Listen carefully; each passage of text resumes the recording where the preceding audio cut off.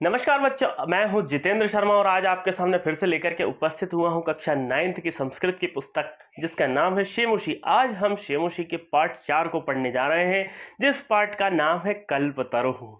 कल्पतरु जो एक ऐसा वृक्ष होता है बच्चों, जो हर प्रकार के व्यक्ति की हर एक मनोकामनाओं को पूरा करता है। तो आज इस पाठ में आपको कल्पतरु के विषय में बतलाया गया है कि कल्पतरु किस तरह से लोगों की मनोकामनाएं पूरा करता है और जीमूत वाहन नाम के जो राजा थे वो उसका किस तरह से सदुपयोग करते हैं, वो हम आपको इस वीडियो के माध्यम से बतलाएंगे। आपने अगर अभी तक इस चैनल को सब्सक्राइब नहीं किया है तो इसे प्लीज सब्सक्राइब कर लीजिए, जिससे कि आने वाली प्रत्येक वीडियो आपको आसानी से उपलब्ध हो सकेगी। तो हम शुरू करते हैं कक्षा 9th की पुस्तक शेमुषी जिसके पाठ 4 को, जिसका नाम है कल्पतरु। चतुर्थः पाठः कल्पतरु। कल्पतरु इस शब्द का तात्पर्य होता है एक ऐसा वृक्ष, तरु अर्थात होता है वृक्ष, एक ऐसा वृक्ष जो हर व्यक्ति की हर एक मनोकामनाओं को बहुत ही आसानी से और अच्छे से पूर्ण करता है। प्रस्तुतोऽयं पाठः बेताल पंचविंशति इति प्रसिद्ध कथा संग्रहात् संपादनं कृत्वा संग्रहीतोऽस्ति। यह जो पाठ है कल्पतरु, यह कहाँ से लिया गया है? तो एक बहुत ही प्रसिद्ध पुस्तक है जिसका नाम है बेताल पंचविंशति, जिसको हम हिंदी में कहते हैं बेताल 25 इति कथा संग्रहात, इस कथा के संग्रह से लिया गया है। बेताल 25 में अनेक प्रकार की कथाएं हैं अलग अलग, उस कथा संग्रह से इस पाठ को यहाँ पर लिया गया है। अत्र मनोरंजक घटनाभिः विस्मयकारी घटनाभिश्च जीवन मूल्यानां निरूपणं वर्तते। और यहाँ इस पाठ में आपको क्या बतलाया गया है कि अनेक प्रकार की मनोरंजन भरी घटनाओं के द्वारा और इतनी रोचक विस्मयकारी जो आश्चर्यचकित कर देने वाली जो घटनाएं होती है, उन घटनाओं के द्वारा आपको जीवन के मूल्यों को किस तरह से निचोड़ किया गया है कि जीवन के मूल्य वास्तविक में होते क्या है। अस्यां कथायां पूर्व कालतः एव स्वगृहोद्याने स्थित कल्प वृक्षेण जीमूत वाहन लौकिक पदार्थान न याचते। इस कथा में आपको यह बताया गया है कि जीमूत वाहन जो कि एक राज्य के राजा थे, उनके यहाँ पूर्व काल से यानी पुरातन काल से एक वृक्ष लगा हुआ था, जिस वृक्ष का नाम था कल्पतरु। उस कल्प वृक्ष से, उस कल्पतरु नामक वृक्ष से वह क्या नहीं मांगते थे? लौकिक पदार्था न याचते, लौकिक पदार्थ नहीं मांगते थे। लौकिक पदार्थ जैसे जो मनुष्यों के द्वारा निर्मित होते थे, जैसे टीवी, फ्रिज और भी बहुत सारी ऐसी वस्तुएं जो लौकिक होती है, जो लोक में प्रचलित होती है। अपितु सह सांसारिक प्राणिनां दुखानि अपाकरणाय वरम याचते। इसके बदले में वो उनसे क्या मांगते थे? लौकिक पदार्थ नहीं मांगते थे, बल्कि क्या मांगते थे कि किस तरह से इन लोगों के हर एक दुख दूर हो जाए। अपाकरणाय यानी दुखों को दूर करने के लिए वो कल्प वृक्ष से वर मांगते थे। यतो हि लौकभोग्याः भौतिक पदार्थाः जलतरंगवत अनित्याः सन्ति। जबकि होता क्या है कि लौकिक पदार्थ जो होते हैं वो जल तरंग की तरह अनित्य होते हैं। अनित्य अर्थात चिरस्थायी ना रहने वाले, जो बहुत अचिर होते हैं, जो बहुत ही कम समय में नष्ट हो जाते हैं। लौकिक पदार्थ क्या होते हैं? उनकी एक समय सीमा होती है। जैसे हम टीवी खरीदते हैं तो टीवी अधिकतम 10 साल 15 साल चलेगी। तो फ्रिज खरीदते हैं तो उसकी भी एक लिमिटेड वैलिडिटी होती है। तो लौकिक पदार्थ जो होते हैं वो क्या होते हैं कि जल तरंग की तरह अनित्य होते हैं। जिस प्रकार जल में तरंग क्या आती है, एक के बाद एक के बाद एक के बाद आती ही जाती, कभी समाप्त नहीं होती है, उसी प्रकार से जो लौकिक पदार्थ होते हैं उनकी आवश्यकता कभी भी समाप्त नहीं होती है। अस्मिन् संसारे केवलम परोपकारः एव सर्वोत्कृष्टम चिरस्थायी तत्वम अस्ति। और इस संसार में सिर्फ और सिर्फ यदि कुछ जीवित रहता है तो वह सिर्फ और सिर्फ एक ही चीज होती है, वो होता है परोपकार, जो कि सर्वोत्कृष्ट होता है, अर्थात सभी से उत्कृष्ट होता है, जो कि क्या रहता है? चिरस्थायी रहता है। चिर अर्थात बहुत समय तक जीवित रहने वाला होता है, स्थायी अर्थात वो हमेशा के लिए रहने वाला। तो चिरस्थायी क्या होता है? सिर्फ परोपकार ही एक ऐसा पदार्थ होता है जो चिरस्थायी होता है। अस्ति हिमवान नाम सर्वरत्न भूमि नगेंद्र। हिमवान अर्थात हिमालय, हिमवान शब्द का तात्पर्य है हिमालय, कि हिमालय जहां पर सर्वरत्न भूमि, जहां पर हर एक प्रकार का रत्न आपको प्राप्त होता है, ऐसा नगेंद्र है वो। नगेंद्र अर्थात नगों का राजा, नगों का इंद्र अर्थात पर्वतों का राजा।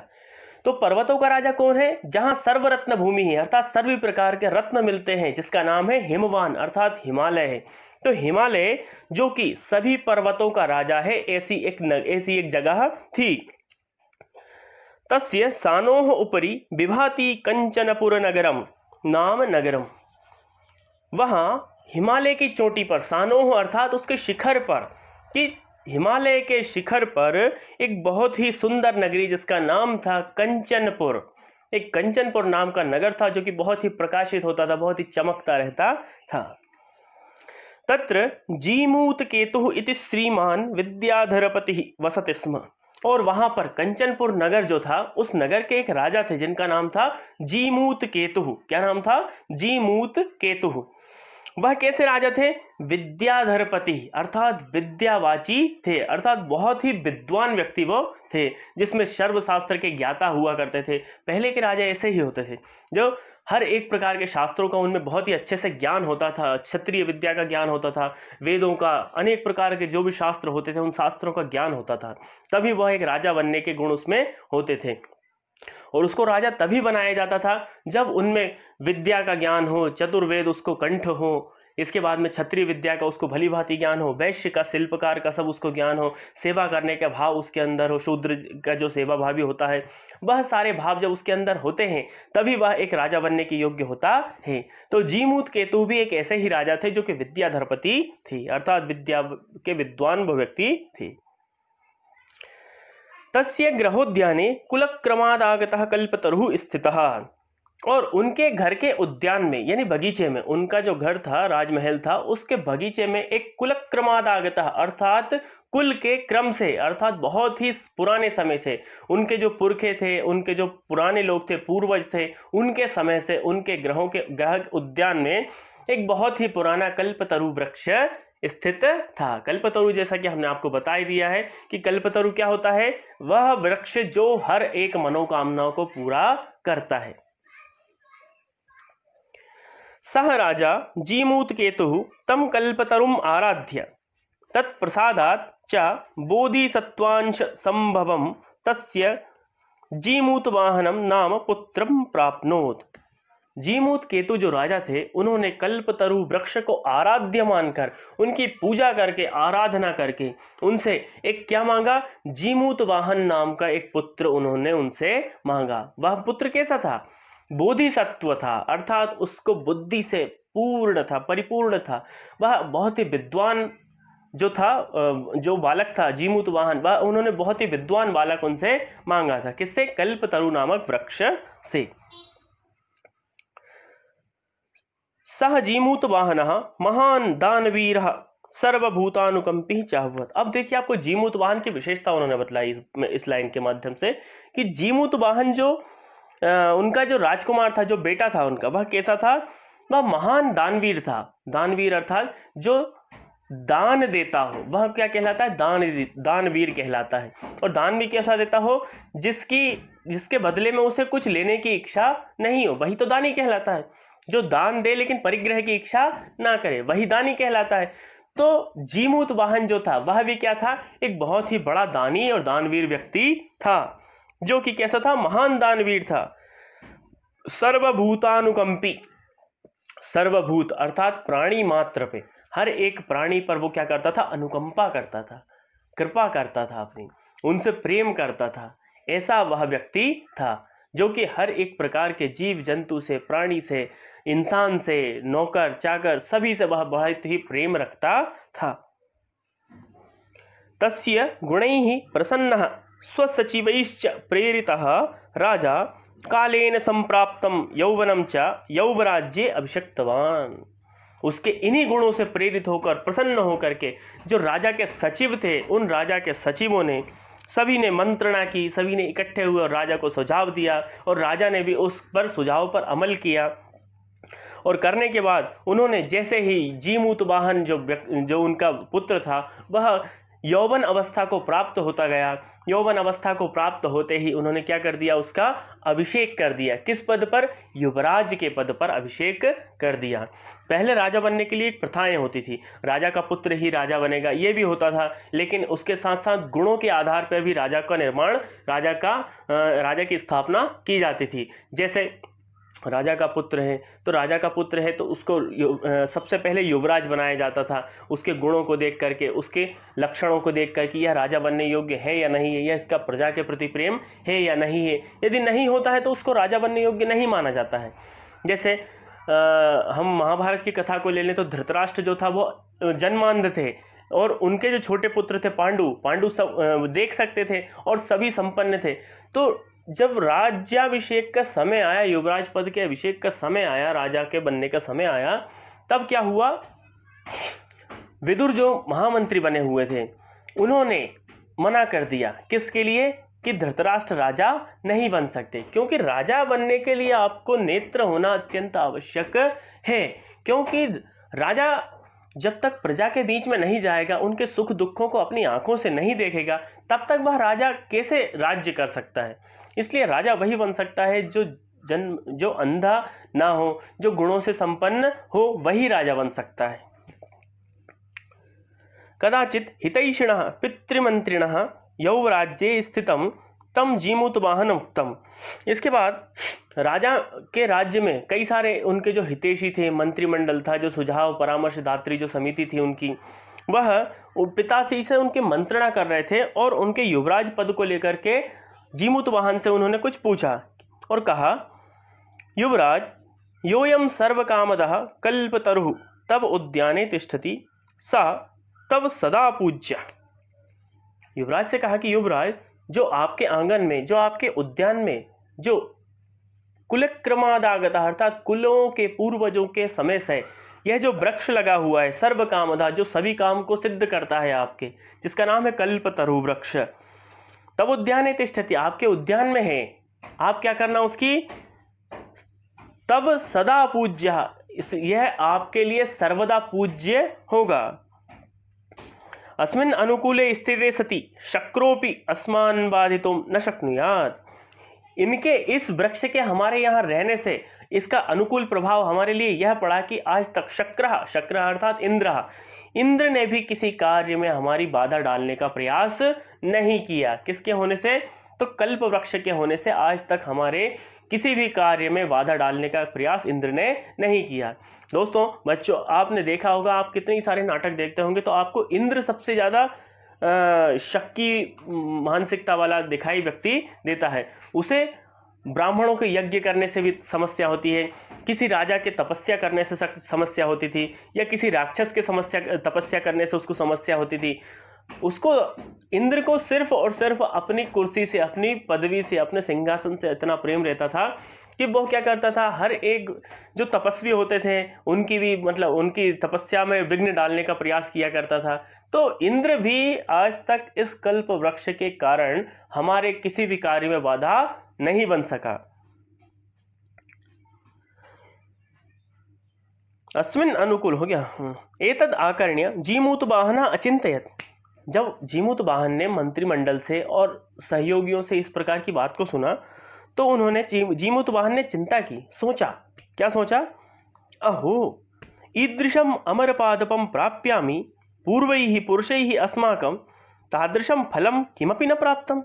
जब हमारे आंगन में, हमारे उद्यान में ऐसा अमर पादप लगा हुआ जो अमरता को प्रदान करता हो, अमर एक वृक्ष है, इसका नाम था कल्पतरु।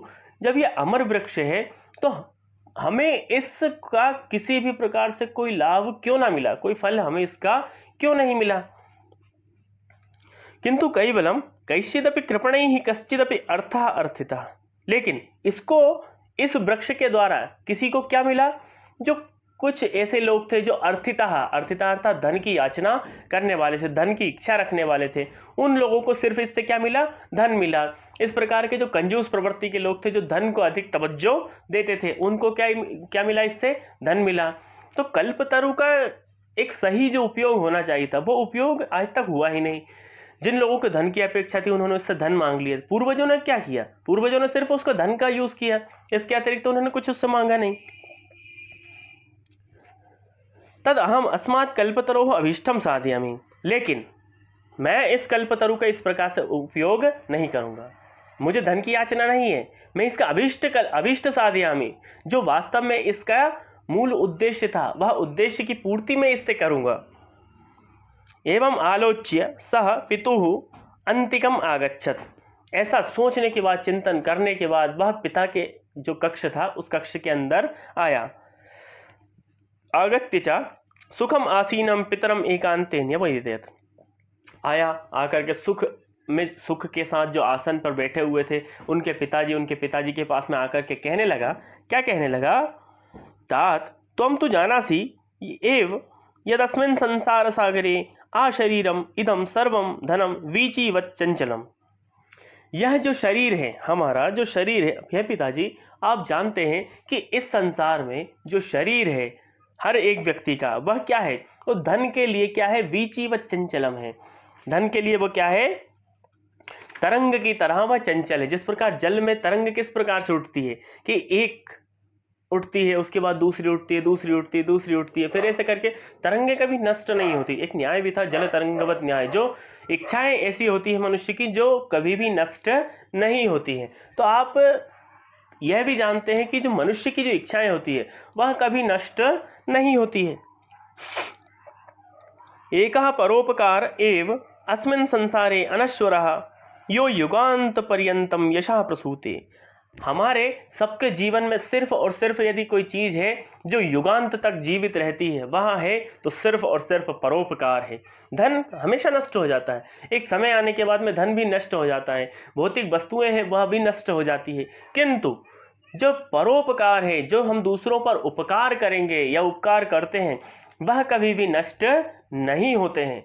ऐसा उन्होंने अपने पिता को समझाया। और परोपकार ऐसी ख्याति होती है जो हमें युगांत तक, युगों के अंत तक यश का जन्म देती रहती है, यश की प्रसूति करती रहती है। तद अस्माभिः ईदृशः कल्पतरुः किमर्थम रक्ष्यते। जब कल्पतरु के कारण हमें यश की प्राप्ति हो ही नहीं रही है, तब हमें इस कल्पतरु के रखने का क्या औचित्य है? हम सिर्फ इससे धन ले सकते हैं, भौतिक पदार्थ ले सकते हैं, लेकिन यश इससे हम प्राप्त कर सकते हैं क्या? नहीं प्राप्त कर सकते। जब हम इससे यश प्राप्त नहीं कर सकते, परोपकार करने वाली ख्याति प्राप्त नहीं कर सकते, हम इससे अपने जगत में फैलने वाला नाम प्राप्त नहीं कर सकते, तो भला इस वृक्ष की रक्षा करने से हमें क्या लाभ है? यैश्च पूर्वैरयं मम मम इति आग्रहेण रक्षितः। जो हमारे पूर्वज थे, उन पूर्वजों ने इसकी रक्षा किस प्रकार से की है? मम मम, मेरा है, यह वृक्ष मेरा है, इस तरह से इसकी रक्षा की है, इस तरह से इसके लिए वह लड़ते रहे हैं। लेकिन मैं इसके लिए ऐसा नहीं करूंगा। ते इदानीं कुत्र गतः। वे लोग, वे पूर्वज जो हमारे, जो ये कहते थे कि यह वृक्ष हमारा है, यह वृक्ष हमारा है, वे आज कहाँ गए? ते इदानीं कुत्र गता। कुत्र अर्थात कहाँ, गता अर्थात गए। वे आज कहाँ गए? यदि उन्हें कल्पतरु से वो जीवित रह सकते, अमर हो सकते थे। आप कह रहे हैं कि कल्पतरु एक अमर पादप है, ये एक अमर वृक्ष है, तब वह अमर वृक्ष देने वाले या अमर वृक्ष की रक्षा करने वाले वे सभी लोग जो हमारे पूर्वज थे, वह कहाँ गए? बताइए। तेषां कस्य अयम् अस्य वा केते। कहाँ गए वो? कैसा वृक्ष? जो ये कहते थे कि ये वृक्ष हमारा है, वे वृक्ष वाले कहाँ गए? कुत्र? तस्मात् परोपकारैक फल सिद्धये त्वद आज्ञया इमं कल्पपादम आराधयामि। यदि आपकी आज्ञा हो तो मैं इस कल्पपाद से, इस कल्प वृक्ष से क्या मांगूंगा? परोपकार के करने के लिए जो फल की सिद्धि होती है, अर्थात परोपकार करने के जो लक्षण होते हैं, वो मैं इस कल्पतरु वृक्ष से आपकी आज्ञा से मांगना चाहता हूं, यदि आपकी आज्ञा हो तो। अथ पित्रा तथा इति अनुज्ञातः सजीमूत वाहनः कल्पतरुम उपगम्य उवाच। पिता की आज्ञा से कल्पतरु वृक्ष के समीप जीमूत वाहन गए और जाकर के उनसे कहने लगे, देव त्वया अस्मत् पूर्वेशाम अभीष्टाः कामाः पूरिताः। कल्पतरु को हाथ जोड़े, हाथ जोड़ करके कहने लगे कि हे कल्पतरु, आपके द्वारा हमारे जो पूर्वज थे, उन पूर्वजों के कई सारे काम पूर्ण हुए हैं। तन्ममैकम कामम पूरय, और इसी अनुक्रम को जोड़ते हुए आप मेरा भी एक कार्य पूर्ण कर दीजिए। यथा पृथ्वीम अदरिद्रम अपश्यामि, मैं इस संपूर्ण पृथ्वी को अदरिद्र देखना चाहता हूं, अर्थात इसको दरिद्र देखना नहीं चाहता। अदरिद्रम पश्यामि, कि गरीबी के बिना, दरिद्रता के बिना हर एक जीव मात्र इस पृथ्वी पर जिए, अर्थात किसी के पास में कोई गरीबी ना हो। पूर्वजों ने क्या किया था, सिर्फ अपने लिए धन का अर्जन किया था, जो उनको आवश्यकता थी पुत्र मांग लिया, धन मांग लिए, सारी चीजें मांग ली। लेकिन मैं आपसे इस अनुक्रम को पूरा करते हुए क्या मांगना चाहता हूं कि संपूर्ण पृथ्वी क्या हो जाए, अदरिद्र हो जाए, गरीबी से विहीन हो जाए, धन से युक्त हो जाए। धन विहीन जो पृथ्वी है, जो लोग धन विहीन है, जिनके पास धन नहीं है, उनके पास में धनवान हो जाए, वह सब क्या हो जाए, धनवान हो जाए। तथा करोतु देव, ऐसा आप कृपा करके कर दीजिए। एवं वादिनी जीमूत वाहने त्यक्तस्त्वया एषोहम यातोस्मि इति वाक् तस्मात् तरोः उद्भूता। जब उन्होंने पृथ्वी के प्रत्येक जीव को क्या कर दिया, अमरता से धनवान कर दिया, अमृतत्व कर दिया, तब एवं वादिनी जीमूत वाहनीन, अब इसके बाद में जीमूत वाहन ने उनको प्रार्थना करके कहा कि त्यक्तस्त्वया एषोहम यातोस्मि, मैं आपसे याचना करता हूं कि अब आप इस जगह को छोड़ करके देव स्थान पर या देवलोक में वापस चले जाइए। इति वाक् तस्मात् तरोः उद्भूतः, इस प्रकार से यह बात उस तरु के सामने उन्होंने जीमूत वाहन ने कही, और तरु ने भी उसको, उस पेड़ ने भी, उस वृक्ष ने भी उसको भली भांति स्वीकार किया। क्षणेन च सह कल्पतरु दिवं समुत्पत्य भुवि तथा वसूनि अवकर्षत् यथा न कोपि दुर्गत आसीत। उनकी बात को सुन करके, उनके प्रपोजल को, उनके प्रस्ताव को स्वीकार करके इन्होंने क्या किया, कल्पतरु ने क्या किया, संपूर्ण भूमि पर वसूनी अर्थात धन की बारिश, धन की वर्षा कर दी। और धन की वर्षा करने से क्या हुआ, दुर्गत न आसीत, कोई भी व्यक्ति गरीब नहीं रह गया, कोई भी व्यक्ति दरिद्र नहीं रह गया। इस प्रकार से जीमूत वाहन ने क्या किया, हर एक व्यक्ति को यश प्रदान किया, परोपकार किया, धन दिया और यश की अर्जित भी किया। ततस्तस्य जीमूत वाहनस्य सर्वजीवानुकंपया सर्वत्र यशः प्रथितम्। इस प्रकार से जीमूत वाहन ने क्या किया, सर्वजीवानुकंपया, हर एक प्रकार के जीव पर, प्राणी मात्र पर अनुकंपा की, प्यार दिया, उनको प्रेम दिया, उन पर परोपकार किया और अपने जीवन के अंत समय तक, युगांत तक यश की प्राप्ति करते रहे। और आज भी ऐसा समय आता है कि जब परोपकारी लोगों की सूची बनाई जाती है, उनका नाम लिया जाता है, तो उसमें जीमूत वाहन जी का नाम बहुत ही आदर से, सम्मान से और गर्व के साथ लिया जाता है। तो बच्चों, ये थी पाठ 4 कल्पतरु की कहानी। आशा करते हैं कि आपको ये कहानी बहुत ही अच्छे से समझ में आ गई होगी, और हमें इस पाठ से यह शिक्षा भी मिलती है कि धन तो सभी कमाते हैं, लेकिन परोपकार के द्वारा जो यश हम अर्जित करते हैं, वह यश हर कोई व्यक्ति नहीं कमा सकता। क्योंकि धन कमाना आसान है, लेकिन परोपकार करना या परोपकार के द्वारा जो अर्जित यश होता है, ख्याति होती है, हमारी कीर्ति होती है, वह कीर्ति अर्जित करना आसान कार्य नहीं होता है। इसलिए हमें भी यह ध्यान रखना है कि जहाँ भी, जब भी हमें अवसर प्राप्त हो कि परोपकार करने का, दूसरे लोगों पर उपकार करने का, तो हमें उस कार्य में कभी भी पीछे नहीं हटना है। हम ऐसे ही इस पाठ की वीडियो अगली लेकर आऊँगा मैं प्रश्नोत्तर की। तब तक के लिए जय तु संस्कृतम, जय तु भारतम। धन्यवाद।